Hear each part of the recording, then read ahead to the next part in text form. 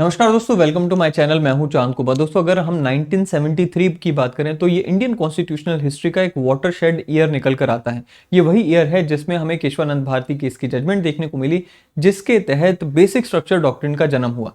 आखिरकार ये डॉक्ट्रिन कहती क्या है, इसके पीछे का इतिहास क्या है, किस तरह से ये डॉक्ट्रिन का संबंध है आर्टिकल 13 क्लॉज 4 से और आर्टिकल 368 से, ये सारी बातें आज हम जानेंगे। इसके पीछे से जुड़ा हुआ जो केस लॉ है, जो कि 1951 से ही शुरू हो जाता है, वो भी हमें समझने को आज मिलेगा।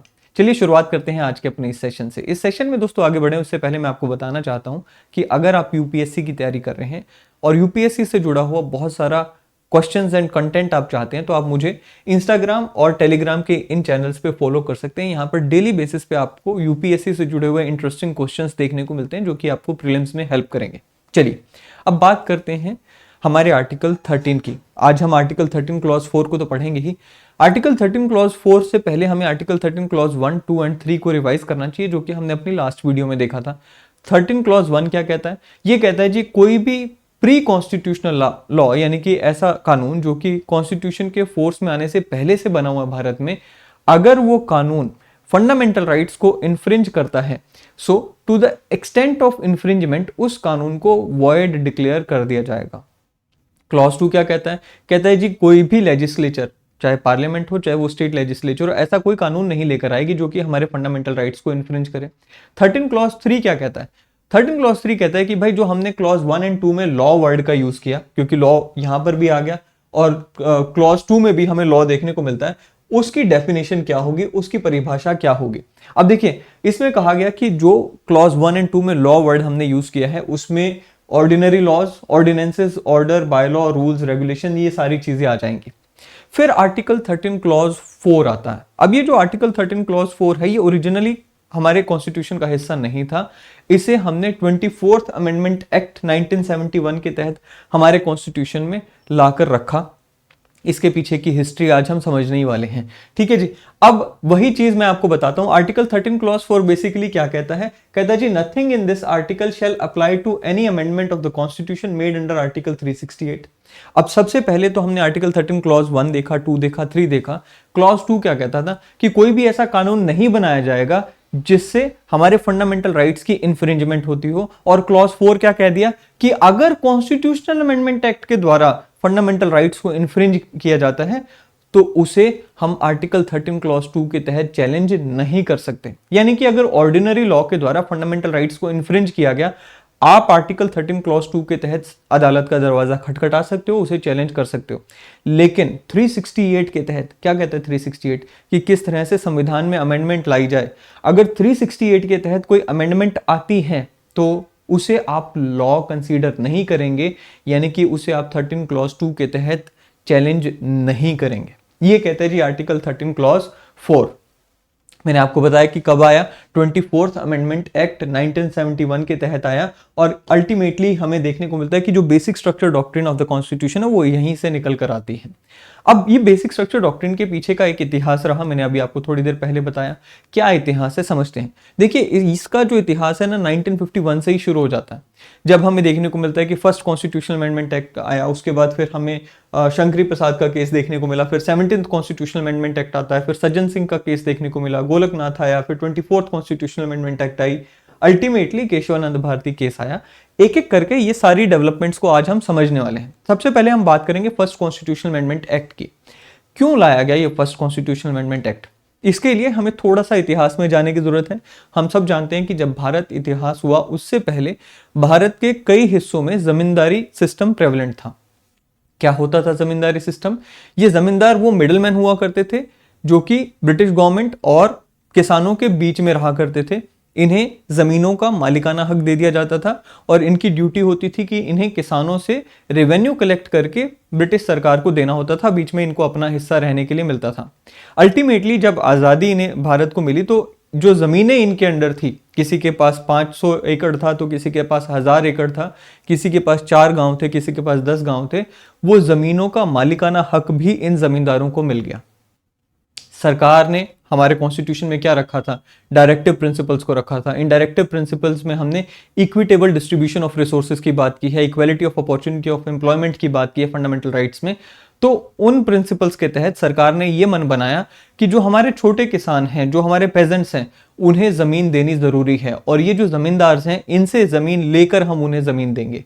और इसी वजह से सरकार ने यहाँ पे क्या किया, यहाँ पे बहुत सारे, क्योंकि अब लैंड एक स्टेट का विषय है तो यहाँ पर लैंड रिफॉर्म्स आने शुरू हुए। सरकारों ने, स्टेट्स की जो गवर्नमेंट्स थी, उन्होंने जमींदारी एबोलिशन एक्ट्स लाने शुरू किए, जिसके तहत जो जमींदार हुआ करते उनकी जमीनों के ऊपर सीलिंग्स पुट कर दी। लैंड सीलिंग लॉज आए कि भाई एक पर्टिकुलर फैमिली में इतनी ही जमीन हो सकती है, उससे ज्यादा जमीन नहीं हो सकती। अल्टीमेटली क्योंकि ये लैंड सीलिंग लॉज आने शुरू हुए तो जमींदारों ने इन लैंड सीलिंग लॉज को चैलेंज करना शुरू कर दिया ऑनरेबल सुप्रीम कोर्ट में ही। किस ग्राउंड पे चैलेंज किया? जमींदारों को कहना था कि जी देखिए, आर्टिकल 19 में राइट टू प्रॉपर्टी हमारा फंडामेंटल राइट है, और ये जो लैंड एबोलिशन या ये जमींदारी एबोलिशन एक्ट्स जो आ रहे हैं, ये सारे पोस्ट कॉन्स्टिट्यूशनल एक्ट्स हैं। ये सारे के सारे जो एक्ट हैं आर्टिकल 13 क्लॉज 2 में जो कहा गया है उसे कॉन्ट्रावीन करते हैं। इसलिए इन्होंने आर्टिकल 13 क्लॉज 2 के तहत उन लैंड एबोलिशन एक्ट्स को चैलेंज करना शुरू कर दिया। मैंने अभी आपको बताया कि आर्टिकल 13 क्लॉज 2 में क्या कहा कि कोई भी ऐसा कानून नहीं लाया जाएगा, पोस्ट कॉन्स्टिट्यूशनल लॉ नहीं लाया जाएगा जो कि हमारे फंडामेंटल राइट्स को इन्फ्रिंज करे। जमींदारों ने भी यही कहा कि ये पोस्ट कॉन्स्टिट्यूशनल लॉज जो कि लैंड एबोलिशन एक्ट्स हैं, ये हमारे राइट टू प्रॉपर्टी जो कि आर्टिकल 19 एंड आर्टिकल 31 में दिया गया था उस समय, उसे इन्फ्रिंज कर रहे हैं। अब बहुत सारे हाई कोर्ट्स में और सुप्रीम कोर्ट में जब ये केसेस आने शुरू हुए, अल्टीमेटली सरकार इन केसेस को रोकने के लिए फर्स्ट कॉन्स्टिट्यूशनल अमेंडमेंट एक्ट लेकर आई। क्या कहा गया फर्स्ट कॉन्स्टिट्यूशनल अमेंडमेंट एक्ट में? इसमें 3 चीजों को इंट्रोड्यूस किया गया, article 31A, article 31B and 9th schedule. अब ये आर्टिकल 31A में क्या कहा गया? इसमें कहा गया कि भाई सरकार अगर पब्लिक पर्पसेस से चाहे तो प्राइवेट प्रॉपर्टी को एक्वायर कर सकती है, यानी कि पब्लिक पर्पसेस के लिए, आम जनता की भलाई के लिए प्राइवेट प्रॉपर्टी को एक्वायर कर सकती है। 31A में कहा गया। 31B में कहा गया कि भाई जो 9th शेड्यूल है, जो जो कानूनों को 9th शेड्यूल में पुट कर दिया जाएगा वो सारे के सारे कानून अंडर आर्टिकल 31B उनको चैलेंज नहीं किया जा सकता अंडर किसी भी कॉन्स्टिट्यूशनल बेसिस पे। यानी कि अगर किसी कानून को 9th शेड्यूल में हमने पुट कर दिया तो वो जुडिशियल रिव्यू के दायरे से बाहर आ जाएंगे, उन्हें चैलेंज नहीं किया जा सकता। इस तरह से सरकार ने उन सभी केसेस के ऊपर रोक लगाने की कोशिश की जो कि जमींदारी एवोल्यूशन एक्ट्स हर एक स्टेट में आ रहे थे। ठीक है जी, तो ये आया फर्स्ट कॉन्स्टिट्यूशनल अमेंडमेंट एक्ट। अब हुआ ये कि जब फर्स्ट कॉन्स्टिट्यूशनल अमेंडमेंट एक्ट आया, इसी फर्स्ट कॉन्स्टिट्यूशनल अमेंडमेंट एक्ट को आर्टिकल 32 के तहत चैलेंज किया गया ऑनरेबल सुप्रीम कोर्ट में, और वो जो केस था उसे हम कहते हैं शंकरी प्रसाद सिंह देव वर्सेस यूनियन ऑफ इंडिया। इस केस में कहा क्या गया? इस केस में कहा गया कि हमने आर्टिकल 13 क्लॉज 3 में जो लॉ वर्ड की डेफिनेशन पढ़ी उसमें कॉन्स्टिट्यूशनल अमेंडमेंट्स भी आनी चाहिए, और वो जो कॉन्स्टिट्यूशनल अमेंडमेंट अगर हमारे फंडामेंटल राइट्स का इंफ्रिंजमेंट करती होंगी तो उन्हें वॉइड डिक्लेयर किया जाना चाहिए। ऑनरेबल सुप्रीम कोर्ट ने यहां पर इस तर्क को नहीं एक्सेप्ट किया और यह कहा कि कोई भी कॉन्स्टिट्यूशनल अमेंडमेंट एक्ट अगर लाया जा रहा है तो वो आर्टिकल 13 क्लॉज 3 में लॉ की डेफिनेशन के तहत नहीं आएगा। यानी कि अगर कॉन्स्टिट्यूशनल अमेंडमेंट एक्ट के द्वारा फंडामेंटल राइट्स को इन्फ्रिंज किया जा रहा है तो उसको आप आर्टिकल 13 क्लॉज 2 के तहत चैलेंज नहीं कर सकते। सो ये जो केस था इसमें हमें देखने को मिला कि जो बढ़त है वो सरकार को मिली, क्योंकि यहां पर ऑनरेबल सुप्रीम कोर्ट ने ये कहा कि जो कॉन्स्टिट्यूशनल अमेंडमेंट एक्ट्स हैं उन्हें आप आर्टिकल 13 क्लॉज 3 के तहत यहां पे लॉ वर्ड में नहीं लेकर आओगे। ठीक है जी। फिर उसके बाद हमें जो नेक्स्ट देखने को मिला वो 17th कॉन्स्टिट्यूशनल अमेंडमेंट एक्ट आया 1964 में। 17th कॉन्स्टिट्यूशनल अमेंडमेंट एक्ट जो था, इसके द्वारा एक दो नहीं पूरे के पूरे 42 लॉज को 9th शेड्यूल में शामिल कर दिया गया। ये 44 लॉज जब 9th शेड्यूल में शामिल किए गए, एक बार फिर से लोगों ने इस अमेंडमेंट एक्ट को चैलेंज किया, सेम ग्राउंड पे चैलेंज किया, और इस केस का नाम बना Sajjan Singh versus state of Rajasthan.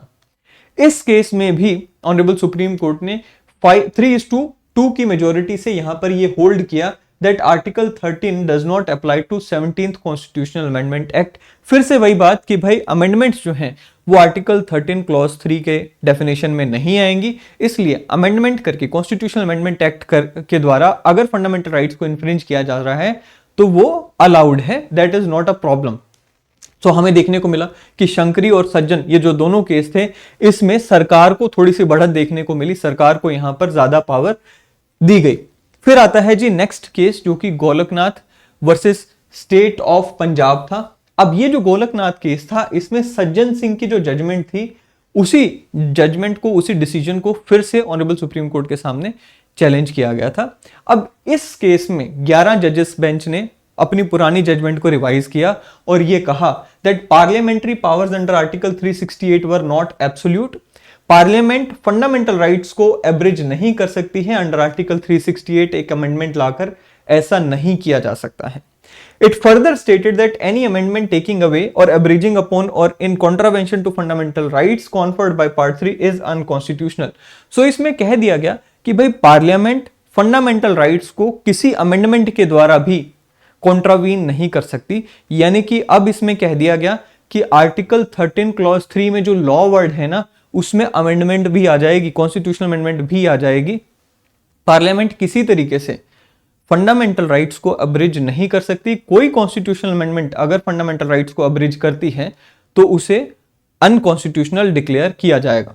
यह चीज यहां पर कही गई और हमें देखने को मिला कि पहली बार आर्टिकल 13 को प्रायोरिटी मिलती है ओवर आर्टिकल 368। नाउ ये जो सुप्रीम कोर्ट की जो जजमेंट आई थी, basically through a larger bench आई थी, इसने इफेक्टिवली अपने जो पुराने दोनों डिसीजंस थे, शंकरी प्रसाद वाला और सज्जन सिंह वाला, उन्हें ओवर रूल कर दिया था। एंड हुआ ये क्योंकि गोलकनाथ जजमेंट जो आई थी, इसमें पहली बार फंडामेंटल राइट्स को प्रोटेक्ट करने के लिए ये कहा गया था, जो हमने अभी बात कही, तो जो पुरानी जो कॉन्स्टिट्यूशनल अमेंडमेंट्स थी उन्हें भी फिर से एक बार चैलेंज किया जाना शुरू हो गया। हमने अभी बात की 17th कॉन्स्टिट्यूशनल अमेंडमेंट एक्ट की, हमने फर्स्ट कॉन्स्टिट्यूशनल अमेंडमेंट एक्ट की बात की, तो वो जितनी भी पुरानी कॉन्स्टिट्यूशनल अमेंडमेंट्स थी उन्हें यहां पर फिर से चैलेंज करना शुरू कर दिया लोगों ने।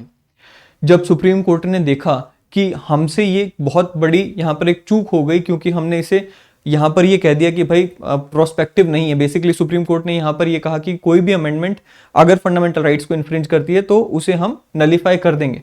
सुप्रीम कोर्ट को बाद में ये रियलाइज हुआ कि हमें यहां पर एक लाइन और ऐड करनी चाहिए थी कि भाई ये जो हमारी गोलकनाथ वाली रूलिंग है ना, ये पुराने जितने भी काम हो चुके हैं उन पे लागू नहीं होगी, पुरानी जितनी भी कॉन्स्टिट्यूशनल अमेंडमेंट एक्ट आ चुके हैं उन पे लागू नहीं होगी, इस जजमेंट के बाद जो अमेंडमेंट्स आएंगे उन पे ये लागू होगी। सुप्रीम कोर्ट ने वो जो केसेस आने अब शुरू हो गए उनको रोकने के लिए यहां पर एक क्लैरिफिकेशन इशू की और ये कहा कि ये जो गोलकनाथ वाली जजमेंट है ये प्रोस्पेक्टिव इफेक्ट में आएगी, रेट्रोस्पेक्टिवली ये इफेक्ट में नहीं आएगी। अब ये जो प्रोस्पेक्टिव ओवररूलिंग का कंसेप्ट है, पहली बार हमें देखने को मिला कि गोलकनाथ के केस में भारत में लागू हुआ। इससे पहले भारत में प्रोस्पेक्टिव ओवररूलिंग का कोई केस भारत में लागू नहीं हुआ था। और प्रोस्पेक्टिव ओवररूलिंग बेसिकली आया कहां से है? अमेरिकन जुडिशियल सिस्टम से आया है और इंडिया में पहली बार ये इसी केस में लागू हुआ। ये कहता क्या है? कहता जी it dictates that a decision made in a particular case would have operation only in the future and will not carry any retrospective effect on any part decision. So basically past decisions पे कोई judgement नहीं लागू होती है, सिर्फ future decisions पे लागू होती है, उसी को हम प्रोस्पेक्टिव ओवररूलिंग कहते हैं। फिर आती है जी 24th amendment act, constitutional amendment act आता है। ये जो 24th कॉन्स्टिट्यूशनल अमेंडमेंट एक्ट था, जिसके तहत हमने अभी क्या कहा कि आर्टिकल 13 क्लॉज 4 को लाया गया। बेसिकली इस अमेंडमेंट को लाने का पर्पस था गोलकनाथ की जो जजमेंट थी उसे ओवरटर्न करना। उसे ओवरटर्न करने के लिए ही ये 24th अमेंडमेंट एक्ट लाया गया। और इसमें किया क्या? आर्टिकल 13 में क्लॉज 4 ऐड किया गया and as a double safeguard article 368 में भी क्लॉज 4 ऐड किया गया। आर्टिकल 13 क्लॉज 4 क्या कहा? हमने अभी पढ़ा that nothing in this article shall apply to an amendment of this constitution made under article 368। So अब आप देख रहे हो कि किस तरह से आर्टिकल 13 क्लॉज 4 आया, क्योंकि गोलकनाथ में कहा कि भाई कोई कॉन्स्टिट्यूशनल अमेंडमेंट एक्ट भी आ गई अगर 368 के तहत और उससे फंडामेंटल राइट्स को इन्फ्रिंज किया जा रहा है तो वो भी अनकॉन्स्टिट्यूशनल होगी। आर्टिकल 13 क्लॉज 4 ने आते ही क्या कह दिया? नहीं नहीं नहीं, ऐसा नहीं होगा। अगर कोई कॉन्स्टिट्यूशनल अमेंडमेंट एक्ट आ रहा है अंडर आर्टिकल 368, उसे आप आर्टिकल 13 के दायरे में नहीं लेकर आएंगे, उसको चैलेंज नहीं करेंगे। इसी तरह से आर्टिकल 368 क्लॉज 4 में भी स्पेसिफिकली ये क्लियर कर दिया गया that no amendment under this constitution including the provisions of part 3 made or purporting to have been made under this article whether before or after the commencement of 42nd Amendment Act shall be called in any question on any ground in any court। So basically यही कहा गया कि 368 के तहत जो भी amendment संविधान में की जा रही है, जो चाहे वो फंडामेंटल राइट्स में हो चाहे कहीं भी हो, उसे कहीं पे भी चैलेंज नहीं किया जाएगा किसी भी ग्राउंड पे। सो क्या कह दिया कि जितनी भी हमारी कॉन्स्टिट्यूशनल अमेंडमेंट्स होंगी वो जुडिशियल रिव्यू के दायरे से बाहर कर दी इफेक्टिवली। इसके बाद भी हमारी पार्लियामेंट रुकी नहीं, फिर आर्टिकल 25th अमेंडमेंट एक्ट आया, 26th अमेंडमेंट एक्ट आया, 29th अमेंडमेंट एक्ट आया। इनसे भी वही चीजें री इन्फोर्स करने की कोशिश की, गोलकनाथ की जजमेंट को रिवर्स करने की कोशिश की। 25th अमेंडमेंट एक्ट में क्या आया? 25th अमेंडमेंट एक्ट में सुप्रीम कोर्ट की जो पावर है to determine the compensation of the quantum to in cases of take over of private property, वो सुप्रीम कोर्ट से छीन ली गई। ये कह दिया गया कि जब भी सरकार प्राइवेट प्रॉपर्टी लेगी किसी से, वहां पर सुप्रीम कोर्ट का कोई रोल नहीं है कि कितनी कंपनसेशन उस प्राइवेट पार्टी को देनी है। फिर आया जी 26th अमेंडमेंट एक्ट। इसमें क्या कहा? जो बेसिकली हमारे फॉर्मर रूलर्स हुआ करते थे, जिनसे भारत में स्टेट्स को विलय कराया गया था, उनको जो प्रिवी पर्स का ऑफर हमने दिया था उसे एबॉलिश कर दिया गया। 29th अमेंडमेंट एक्ट आया, जिसके तहत केरला के 2 कानूनों को 9th शेड्यूल में रखा गया, जो कि एबोल्यूशन से जुड़े हुए थे, लैंड एबोल्यूशन से जुड़े हुए थे। फिर आता है जी केशवानंद भारती केस। अब केशवानंद भारती केस का इतिहास है, वो जान लेते हैं। देखिए केशवानंद भारती कौन थे। सो बेसिकली उस केस के बारे में पहले जान लेते हैं, फिर इस केस की जो फैक्ट्स थे वो जानेंगे। सो बेसिकली ये एक ऐसा केस था जिसमें अब तक का सबसे बड़ा बेंच हमारे सुप्रीम कोर्ट का बैठा, दैट इज 13 जजेस बेंच यहाँ पर बैठा, the biggest so for to hear this case, जहां पर हमें देखने को मिला कि हमारे जो बेसिक स्ट्रक्चर डॉक्ट्रिन निकल कर आई, इसमें बेसिकली मेजोरिटी जजमेंट जो है वो इन सभी ऑनरेबल जजेस ने प्रोनाउंस की, और माइनॉरिटी और डाइसेंटिंग जजमेंट जो है वो इन सभी जजेस ने प्रोवाइड की यहाँ पर। It brought an end to conflict between executive and judiciary. So basically अभी जो सरकार के बीच में और जुडिशरी के बीच में टसल चल रहा था, गोलकनाथ आया, फिर बहुत सारी अमेंडमेंट्स आई, उसको खत्म करने की कोशिश की। एंड कोर्ट ने यहां पर यह नहीं देखा कि आर्टिकल 13 इंपॉर्टेंट है या आर्टिकल 368 ज्यादा पावरफुल है। यहां पर बेसिकली हार्मोनियस इंटरप्रिटेशन की कोशिश की ऑनरेबल सुप्रीम कोर्ट ने, और घी सीधी उंगली से नहीं निकल रहा था, उसे टेढ़ी उंगली करके ऑनरेबल सुप्रीम कोर्ट ने यहां पे निकाल लिया। बस इतना समझ लेते हैं, कैसे जानते हैं। केशवानंद भारती थे कौन? तो बेसिकली ये एक मठ के चीफ पॉन्टिफ थे, एडनीर मठ है केरला में, उसके पॉन्टिफ थे। अब जैसे लैंड सीलिंग लॉज केरला में आए, वहां पर लैंड सीलिंग लॉज के द्वारा बहुत सारी मठ की जमीन को भी सरकार ने वहां से मठ से खींच लिया और बाकी लोगों में बांट दिया। अब ये जो कानून था जो केरला में जिसके द्वारा ये जमीन ली गई, वो था land reforms amendment act of 1969। अब इस एक्ट के तहत बहुत सारी जमीन जो है वो मठ से छीन ली गई और लोगों में बांट दी गई। अब हुआ ये कि केशवानंद भारती जी ने इस काम को, इस एक्शन को चैलेंज किया, किसमें? ऑनरेबल सुप्रीम कोर्ट में, under section article 32 of the constitution, ये कहते हुए कि सरकार के इस एक्शन से हमारा right to religion under article 25, 26, article 14 में right to equality, under article 19(1)(f) में राइट टू प्रॉपर्टी जो है वो इन्फ्रिंज हुआ है। ये जो अमेंडमेंट को यहां पे चैलेंज किया गया, ये जो गवर्नमेंट का एक्शन चैलेंज किया गया, अभी केस चल ही रहा था, इतने में केरला गवर्नमेंट एक और कानून लेकर आती है, that is Kerala state government enacted another law, that is Kerala land reform amendment act of 1971। Right, ये एक नया कानून लेकर आ जाती है।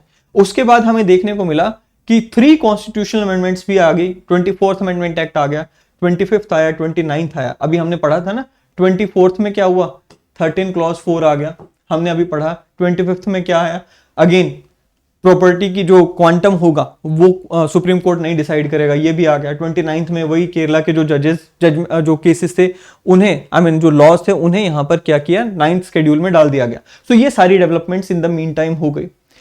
इशू बिफोर द कोर्ट क्या आया, केरला की जो जजमेंट थी, जो केशवानंद भारती केस की जजमेंट थी, इसमें सुप्रीम कोर्ट के सामने क्या इशू आया? सबसे पहले तो इशू यही था कि क्या 24th constitutional amendment act valid है, दूसरा 25th constitutional amendment act valid है कि नहीं। ये दोनों अमेंडमेंट एक्ट्स के ऊपर सुप्रीम कोर्ट ने यहां पर अपना डिसीजन देना था कि क्या ये वैलिड है कि नहीं। साथ ही में ये इशू था कि to which extent the parliament can exercise its power to amend the constitution, कि पार्लियामेंट किस हद तक कॉन्स्टिट्यूशन को अमेंड कर सकती है। तो ये कुछ इश्यूज थे जो कि सुप्रीम कोर्ट ने डिसाइड किए इस केस में। सबसे पहले तो यहाँ पे पार्लियामेंट की जो स्टेट थी, जो सरकार थी, उसकी कंटेंशंस को सुना गया। उसके बाद यहाँ पर फिर केशवानंद भारती जी की कंटेंशन को सुना गया।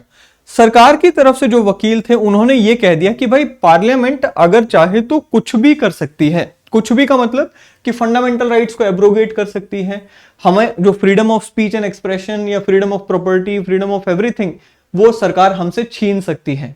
साथ में अगर सरकार चाहे तो डेमोक्रेटिक फॉर्म ऑफ गवर्नमेंट को भी बदल सकती है। सरकार के पास अनलिमिटेड पावर है, ऐसी कंटेंशन सरकारी वकील के द्वारा दी गई। In short, repeal of constitution is possible अगर सरकार ऐसा चाहे तो, under the power given under article 368। So this radical statement you can see यहां पर सरकारी वकील के द्वारा दी गई। केशवानंद भारती केस में जब इनकी तरफ से, केशवानंद भारती जी की तरफ से जो वकील ने जो यहां पर आर्ग्यूमेंट दी, उन्होंने कहा कि again power of parliament is very much limited. जितना सरकारी वकील कह रहे हैं इतना कुछ नहीं है, बहुत ज्यादा लिमिटेड है यहाँ पे पावर। दूसरा कि constitution gave them Indian citizens freedom which were to subsist forever. हमारे को जो फ्रीडम्स दिए गए हैं, फंडामेंटल राइट्स दिए गए हैं, ये दे आर फॉर एवर। यहां पर ये सरकार के पास पावर नहीं है कि वो हमसे छीन सके। ऑनरेबल सुप्रीम कोर्ट ने क्या कहा, चलिए आप वो जान लेते हैं।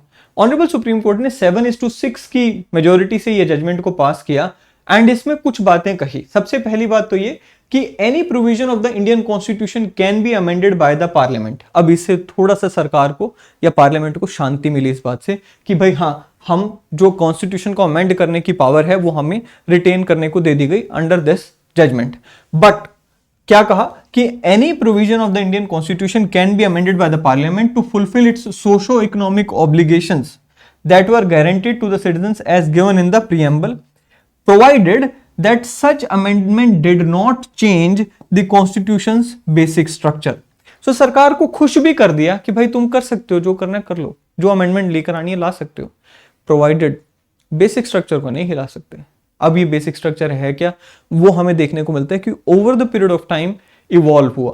बेसिक स्ट्रक्चर को वहां पे डिफाइन नहीं कर दिया ऑनरेबल सुप्रीम कोर्ट ने इस केस में, ये over the period of time जो है डिफाइन किया गया, या over the period of time यहां पर हमें इवॉल्व होता हुआ दिखाई दिया।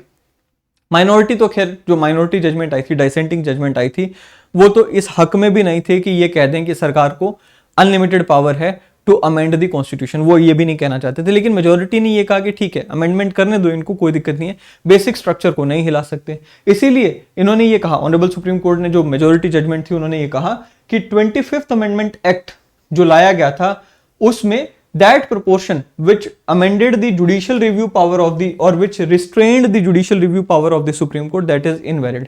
अब पहली जो स्ट्रक्चर यहां पर हम 25th को दोबारा देखें एक बार।